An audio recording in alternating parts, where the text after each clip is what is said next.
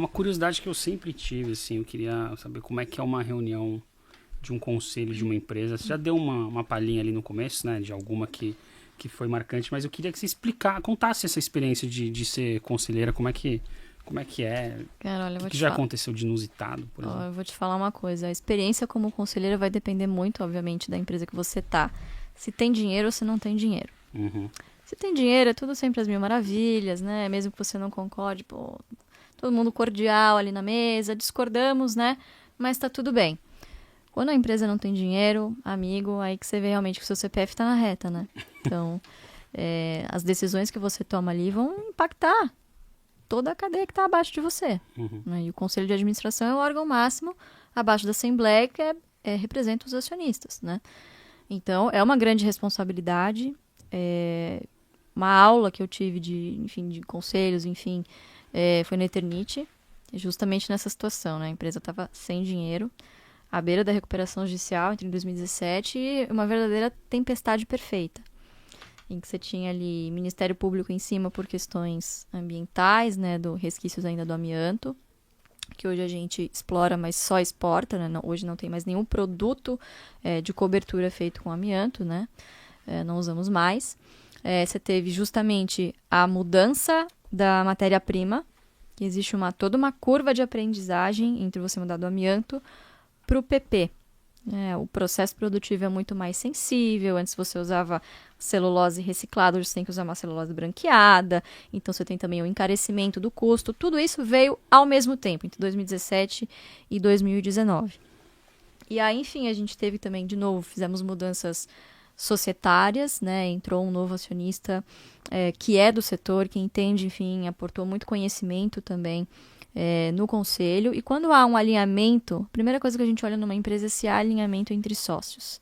Quando você já começa a ver que na empresa ali os sócios não se entendem, cara, dificilmente vai ser uma reunião produtiva, dificilmente a empresa vai caminhar para uma única direção, vai estar cada um atirando para um lado, né?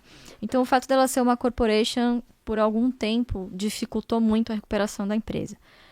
Sócios alinhados, conselho alinhado, pô, as reuniões fluíam muito mais. A gente passava praticamente 8 horas trancado dentro de uma sala com advogados. Era essa a reunião de conselho. Para discutir, poxa, riscos regulatórios, né, Ministério Público, tudo isso. Reuniões de recuperação judicial, vamos entrar, não vamos entrar, né, como proteção, enfim. Então, meu pai literalmente foi bonzinho, né, me jogou ali com os leões, né, gladiadora praticamente Cheio ali. de amianto Tô ali. falando, cheio de amianto, tipo isso. Não, aqui você vai aprender. Realmente está precisando de alguém jovem, alguém com novas ideias, alguém que esteja disposto a correr risco. Então, ele me botou lá e foi um grande aprendizado. Então, enfim, depende muito do ambiente corporativo que você tá. Se é uma empresa com muitos problemas, puta... E o CEO da Eternit tinha morrido, né? O Hélio. Morreu, o Hélio, que era uma figura muito importante de liderança lá dentro. Então, a empresa, virou uma corporation pura. Não tinha uma figura ali forte, uma figura do dono, que, poxa, desse um direcionamento. Então, a empresa ficou completamente perdida, né? Mas, enfim, arrumamos a casa. Agora... obviamente, o auxílio emergencial ajudou muito, né? Porque, outra coisa, as pessoas voltaram a olhar para dentro de casa. Então, aquela goteira que me incomodava há muito tempo, agora eu vou arrumar, porque eu passo muito mais tempo dentro da minha casa, né? E, obviamente, tem uma correlação enorme com construção civil, né? Então, o fato de termos Eternit hoje na carteira foi um resquício, foi um aprendizado, não digo um erro, mas, assim...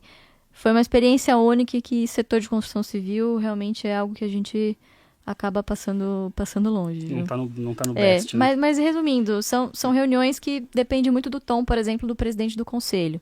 Então você tem que ter, obviamente, uma agenda prévia, com pautas, você recebe o material, pelo menos com uma semana de antecedência, para que a reunião seja produtiva, você traga as suas perguntas, enfim, para que ninguém entre mudo e saia calado, né? Então, sempre uma reunião que tenha diversidade de perguntas é sempre muito bem-vinda para que, obviamente, as ideias que saiam dali deem alguma luz para o management, enfim, de encaminhamento, né? Estratégico, principalmente. Então, se discute-se muito estratégia, pouco Excel, pouco balanço, né? Isso é mais em conselho fiscal. E você evita, pegando essa experiência com a Eternit, você evita empresas que não tenham essa figura de um controlador? Sim.